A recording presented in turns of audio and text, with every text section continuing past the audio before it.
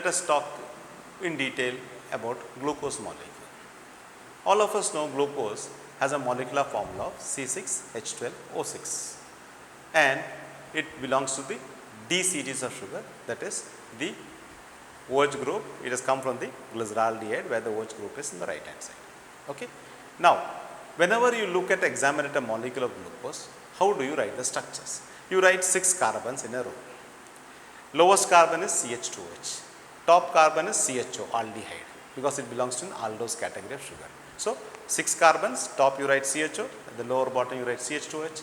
It belongs to the D series, that is the first asymmetric carbon above the CH2H is on the right hand side.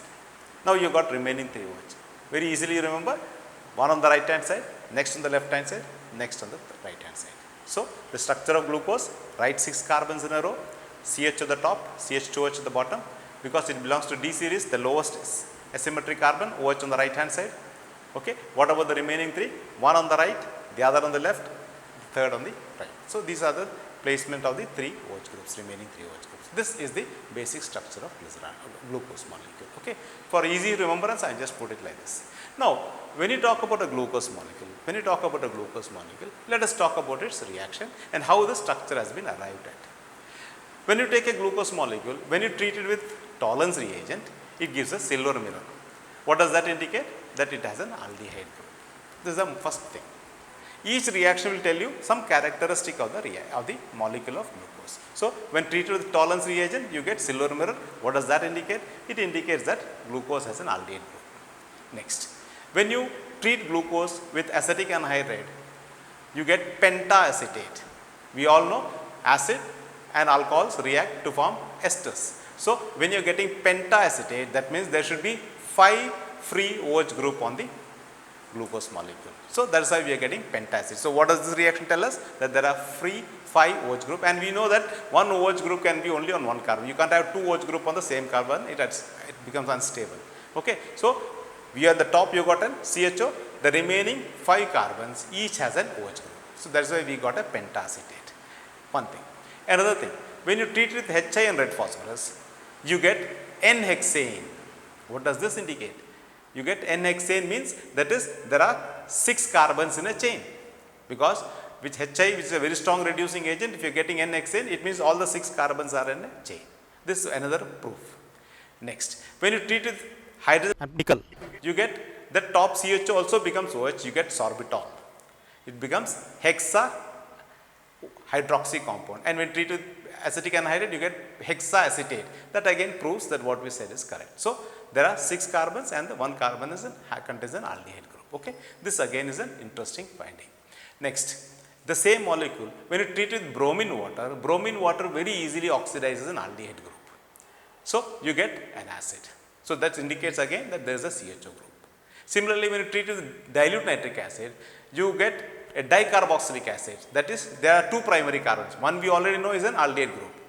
The second is the lower one, that again is a primary carbon. So, both these primary carbons get oxidized to form COH, you get dicarboxylic acid. So, with bromine water you get monocarboxylic acid, it is called as what? It is called as gluconic acid, and with dilute nitric acid you get a dicarboxylic acid which is called as glucaric acid or even saccharic acid. Okay. This is the next important finding. So, each reaction tells us some important feature of the structure. When you treat it with HCN we know HCN undergoes a nucleophilic addition reaction from a cyanohydrin. So, this again emphasizes that the presence of an aldehyde group, and this cyanohydrin on hydrolysis forms an acid.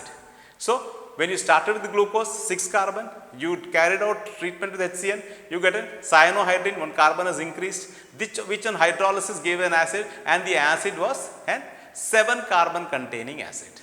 So, that again proves that there is an aldehyde group. So, these are the essential data that we get from about the structure of glucose, that there are 6 carbons in a straight chain. The top you got an aldehyde and you got 5 OH group, the lower one is a primary OH group. So, these are the interesting things of a reaction of a glucose molecule. But there is a small issue. What is that? Glucose, when treated with Schiff's reagent, does not give violet color. So, what does that tell us? It tells us there is no aldehyde. Next interesting thing, whenever glucose a solution of glucose made in water is kept for a prolonged period of time, there is found to be a change in the specific rotation value. See, this was a very interesting case. See, specific rotation is a physical data, and no physical data will change. But here in the case of glucose molecule, when the solution is kept for 5 to 6 hours in a water, when kept for 5 to 6 hours, it undergoes a change in specific rotation value. From an initial value of plus 118, it comes to a value of plus 52.5 degrees. This was a very interesting thing, and they had no reason or no explanation for it based on the straight chain structure.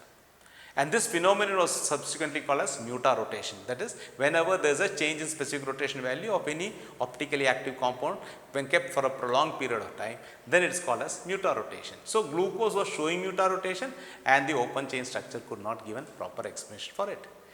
All these led to a thought that there could be another structure for glucose. So, we are going to talk about that other different structure of glucose. To explain the certain characteristic reactions which are not shown by the glucose molecule, that is, it negates the open chain structure, they went for another explanation, and they came up with a structure called the ring structure. What is the ring structure of glucose? A very interesting and very simple thing to understand. All of us know that whenever an aldehyde molecule reacts with an alcohol, it undergoes a very interesting reaction, wherein the C double bond O, oxygen's lone pair electron, takes up the alcohol's H to form OH, and the anion, alkoxide anion left behind from the alcohol attacks the carbonyl carbon to form a product. This product is called an hemiacetal. The compound will be RCOH OR dash plus H. This is called an hemiacetal. Further, on treatment with alcohol, the other H also gets converted into the and it's substituted, and you get a product called an instead of the hemiacetal, then becomes an acetal. So it will be RCOR dash COR dash H. This is called an acetal. Now, this is a very simple reaction that takes place in an acidic medium by an alcohol and an aldehyde. In a glucose molecule, you have an aldehyde group as well as an alcohol group in the same molecule. When you make a solution of glucose in water, which is an amphoteric in nature, that it can release H plus ion and OH minus ion, this reaction takes place inside the molecule, and therefore we call it an intramolecular acetal reaction. Here, the C double bond O, oxygen, takes up the H plus from the neighboring alcohol's H, becomes OH, and the O minus then attacks the carbonyl carbon to form a ring system, oxygen contained ring system. This reaction is called an intramolecular hemiacetal reaction. There is a reaction between aldehyde and OH group. Okay? This we must remember. And in the case of glucose, there are 5 OH groups. So, the C double bond O can take up any of the H from any of the 5 alcohol molecule, correct? When it takes up the hydrogen or the second OH group, okay, second carbon's OH group, then you get a 3-membered oxygen containing ring. If it takes the hydrogen of the next carbon, third carbon, you get a 4-membered ring. When it takes the fourth carbons, it becomes a 5-membered ring. When it takes the fifth carbon's OH group's H, then it becomes a 6-membered ring. And when it takes the sixth carbon's OH, it forms a 7-membered ring. And all of us know the most stable is a 6-membered ring system, because oxygen also is hybridized carbon, or just like hybridized carbon. Okay. Now what happens? The C double bond O takes up the H plus of the fifth OH group, OH, and becomes OH. And this O minus, after the removal of H plus, attacks the carbonyl carbon, that is C1 carbon, to resulting in the formation of a 6-membered oxygen containing ring. This 6-membered oxygen containing ring can be depicted in the form of an Haworth structure. The structure is put forth by Haworth, so we call it as a Haworth structure. That is a 6-membered ring where the C1 carbon forms a oxygen containing ring with the C5 carbon. Okay. So, this structure, you can see the ring, how it is, this 6-membered oxygen containing carbon system. The connection between is C1 and the C5, and the C5 has the last C6 carbon as CH2OH. Okay? This is the way in which you draw the structure. This is called the Haworth structure. Here you find that the open chain structure can be rewritten. Okay, and here the C double bond O takes up the fifth carbon's OH and gets converted into OH. And now you can find the structure. The COC bond is actually between C1 O and C5. The C5 has a CH2H that you can see at the top. Now C1 carbon has now become an asymmetric carbon. In the asymmetric carbon there are two possibilities. On the structure on the left hand side you find the OH on the facing up, the C1 carbon, and the right hand side structure you find the OH of the C1 carbon pointing down. So these are the two different glucose. One is called the alpha glucose, the other is called beta glucose. Now, what is the difference between open chain structure and the ring structure? In the open chain structure, when you look across each of the carbon, you will find that carbon 2, carbon 3, carbon 4 and carbon 5 are asymmetric, whereas C1 and C6 are not asymmetric. Once it undergoes this intramolecular hemiacetal reaction, what happens? Now C1, which was C double bond O originally, now becomes OH, and that also has now become what? Asymmetric. Number of asymmetric carbons has increased. There the asymmetric carbon was C2, C3, C4, C5. Here the asymmetric carbons are C1, C2, C3, C4 and C5. As the number of asymmetric carbons has gone up, naturally it will affect the optical activity. And that is how the change in optical activity value, specific rotation value has taken place. So this reasoning of an intramolecular hemiacetal reaction between C1 and C5 resulting in a 6-membered oxygen containing ring, resulting in what? A new asymmetric carbon. And which is that new asymmetric carbon? C1 carbon. And this C1 carbon is called the anomeric carbon. Here, because it is a newly formed asymmetric carbon, it can have two configurations, just like we said earlier, OH on the right hand side, OH on the left hand side. So now once it forms a ring structure, you get two types of glucose, and therefore they are called as alpha glucose where the OH is on the right hand side and beta glucose where the OH is on the left hand side. So you get two types of glucose now. So the open chain structure, when it undergoes this intramolecular hemiacetal reaction, results in the formation of a new asymmetric carbon, and due to the new formation of new asymmetric carbon, you got two types of glucose, alpha glucose and beta glucose. They are the asymmetric carbon newly formed is C1 carbon, it is called an anomeric carbon. So they are called the alpha anomer and the beta anomer. When there are a large number of asymmetric carbons and this change is only with respect to one asymmetric carbon, they are also called as epimer. The reaction procedure is called as epimerization. Here, which is the anomeric carbon? The newly formed asymmetric carbon, C1 carbon. So the two isomers are now what? Alpha anomer and the beta anomer. This is the most interesting thing, very simple thing to remember also. Now, when you examine the structure of the Haworth structure of glucose in the new wave form, you find that the C1 carbon has the new OH.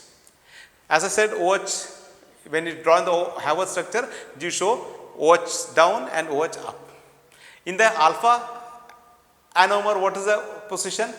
OH is the down and the C1 carbon, and the beta anomers, OH is in the top. When you examine the structure of the alpha glucose, C1 and C2OH are lying on the same side. They are almost cissoid. Whereas in the beta anomer, you find the OH on the C1 is up and the C2OH is down, pointing down. They are transoid. So when the OH are cissoid, they are close to each other, there will be repulsion, there will be strain, it will be less stable. Whereas beta glucose is more stable. Initially, when the reaction takes place, you always get 50% of alpha glucose and beta glucose 50%. But because the beta glucose is more stable, what happens? A large number of the alpha glucose gradually get converted into beta glucose, and therefore the concentration of beta glucose comes down, and concentration of beta glucose moves up. So this is the interesting thing. Initially you got 50%, after some time it almost reaches to 65% of beta glucose and 35% of alpha glucose. Because there is a change in the number of asymmetric carbons, there is a change in specific rotation. In the case of glucose, initially the value is +1, 1, 1, 2. but after some time it is found to be plus 52.5. Why there is a drop? That can also be easily explained. The specific rotation of alpha glucose is plus 118, but that of beta glucose is just plus 18.7 degrees. Now what happens as the concentration of beta glucose goes on increasing, its specific rotation value is less. So when it reaches an equilibrium of 35%, 65%, you have a higher concentration of molecules which has a lower specific rotation value and a higher concentration of molecule which has got a lower specific rotation value and a lower concentration of higher specific rotation value. When the equilibrium reaches between them 35 to 65%, then the specific rotation reaches an equilibrium value of almost plus 52.5. This phenomenon is called as Utah rotation. Okay. So that explains the presence of an cyclic structure for glucose. And why it does not show addition reaction sodium bisulfate? Because sodium bisulfate is a mild reagent, it cannot break the ring system, therefore it does not give the normal nucleophilic addition reaction shown by aldehydes. So this again emphasizes why it has a ring structure. So glucose molecule has an open chain structure and in the solution form. In nature generally they are in solution form. So it will appear in the form of a ring structure, the Haworth structure. And Haworth structure you have got two structures, one is called the alpha glucose, the other is called the beta glucose. Which is more stable? Beta glucose is more stable than the alpha glucose. Why?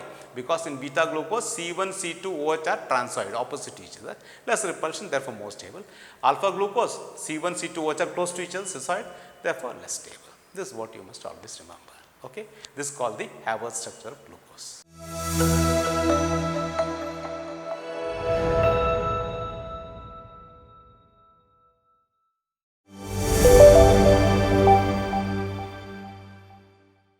We are going to study the effect of constant sulfuric acid on cane sugar.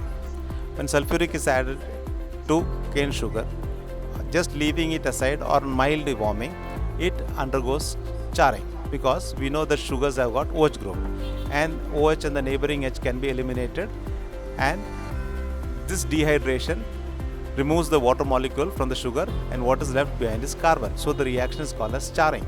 So this is a characteristic reaction of all sugars. Treatment with consulfuric acid on mild warming gives a charred product.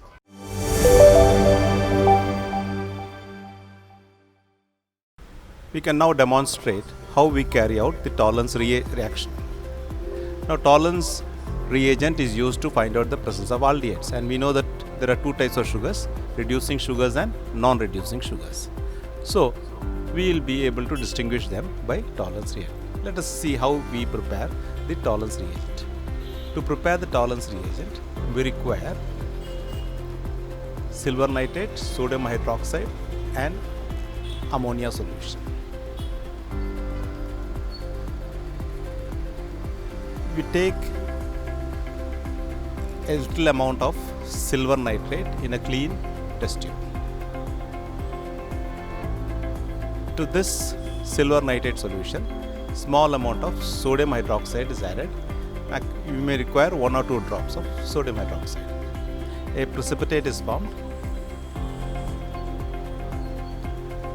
To this solution, we are going to add ammonia solution. It's added drop by drop till the precipitate dissolves. Care should be taken not to use an excess of ammonia solution. This clear solution is called the Tollens reagent, which is ferrous, it is ammoniacal silver nitrate.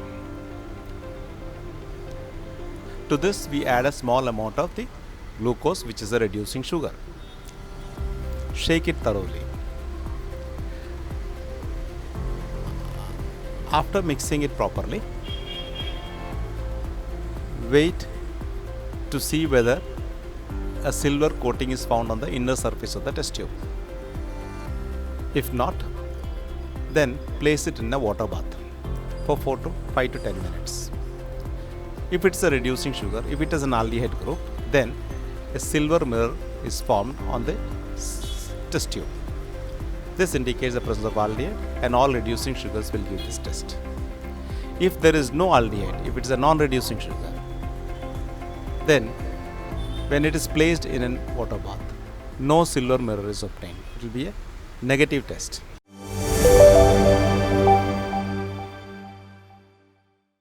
We are now demonstrating the Benedict's reagent test. We are going to add Benedict's reagent to reducing sugars and to non-sugar.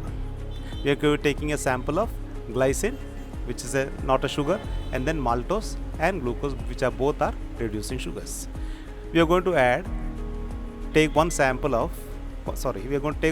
of the sample in 3 different test tubes, and to these 3 test tubes we are going to add an equivalent 5 ml of the Benedict's reagent. Benedict's reagent is alkaline copper sulfate and sodium citrate. It is different from filling solution because filling solution is alkaline copper sulfate and the other is sodium potassium tartrate. Here it is sodium citrate. So the Benedict solution is added to 3 samples, mixed thoroughly, and then it is placed in a water bath. In the hot condition, the reducing sugars convert the Benedict solution into red, orange or yellow precipitates. If it's a non-reducing sugar, it has no change, the blue color will be retained. Here what happens is the reducing sugars converted and you get a precipitate of Cu2O. So in the test you can find very clearly glucose is a reducing sugar, it gives a brick red color, maltose also reducing sugar, a slightly different color, glycine is not a sugar, therefore no change.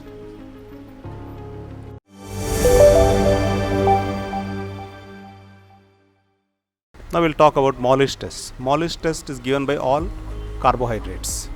Here we make use of 5% solution of alpha naphthol in ethanol, concentrated sulfuric acid and a carbohydrate. So we are taking glucose. So to the sample of glucose, first the alpha naphthol solution is added. This is then mixed properly, and this mixture of the glucose or the carbohydrate and the 5% alpha naphthol solution alcohol is kept aside for 2 or 3 minutes. After keeping it for 2 or 3 minutes, then concentrated sulfuric acid is added slowly, drop by drop, from the sides of the test tube.